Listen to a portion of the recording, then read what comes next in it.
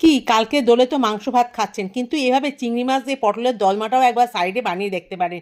পটলের পেটের ভেতর থেকে দানাগুলো খুঁড়ে বার করে নিয়ে ওই পটলগুলোকে নুন আর হলুদ দিয়ে একটু ভেজে তুলে নিন।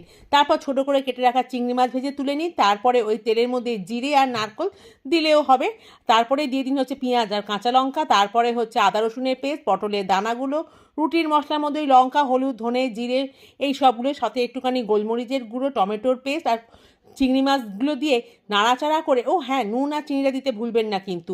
ভালো করে পুরটা রেডি করে সাইডে ঠান্ডা হতে দিন। এবার তেলের মধ্যে গোটা গরম মশলা, তার সঙ্গে জিরে আর শুকনো লঙ্কা ফোড়ন দিয়ে আবারও সেই কাঁচা লঙ্কা, পেঁয়াজ, আদা, রসুন আর রুটিন মশলা, সাথে দিতে হবে শুধু একটু চালমগজ বা একটু কাজু বাদামের পেস্ট দিয়ে তৈরি করতে হবে হচ্ছে গ্রেভিটা। ওদিকে পটলের পেটের ভেতর পুরগুলো পুড়ে নিয়ে তাকে মিশিয়ে নিতে হবে হচ্ছে এই গ্রেভির সঙ্গে। নাড়াচাড়া করে একটু চাপা দিয়ে সিদ্ধ করে নিই। ওপর থেকে একটু ফ্রেশ ক্রিম ছড়িয়ে দিলেই কিন্তু দারুণ স্বাদের এই পটলের দরমা রেডি।